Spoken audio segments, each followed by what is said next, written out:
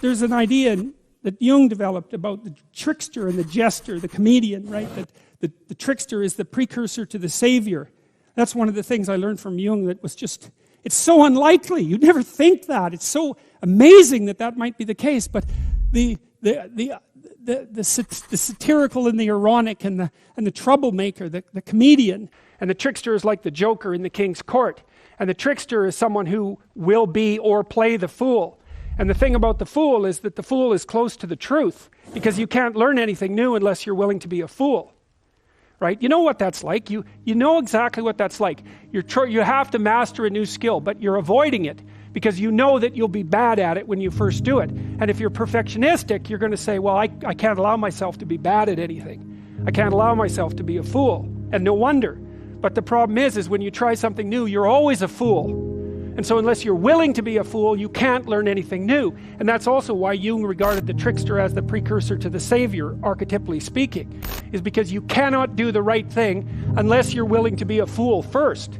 The fool is the precursor to the savior. Why? Because you're a fool when you start something new. And so if you're not willing to be a fool, then you'll never start anything new. And if you never start anything new, then you won't develop.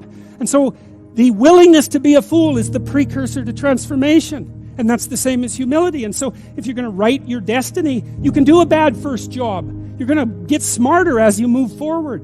And that's really worth knowing. Lots of times, you guys are going to make a stage transition in your life, and you're going to feel like an imposter. When you get a new job or when you get a promotion or something like that, you're going to feel like an imposter. And you are. Because what do you know when you make that first transition, right? But it's going to make you embarrassed, and it's going to make you ashamed and all of those things. But you have to understand that you are a fool when you first try something new. But you're a worse fool if you don't try it. Now, that doesn't mean you should, make like you know everything as soon as you're promoted or you have some transition in status. That's foolish, of the wrong sort. But to know that you have to be fallible in order to progress is an unbelievably useful thing. It can free you up. I was talking to a writer the other day about his process for beginning writing. He's written many books.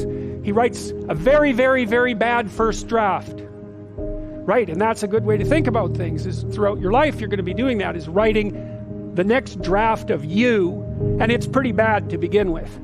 But that's okay, because it isn't going to get any better unless you put yourself out into the domain of the unknown to begin with. And it might go badly. I mean, that's what happens here. And so you say in your life, well, something grips you and fills you with interest. And you think, well, should I do that? And the answer is, if not that, then something. What if it's a mistake? It's a mistake. Rest assured. What do you know? You're going to stumble around, right? And what's going to happen is this. You're going to not stay in stasis. You're not going to wander around in circles. And I see people like that. They said, well, I never knew what to do, and now I'm 40. It's like, that's not so good.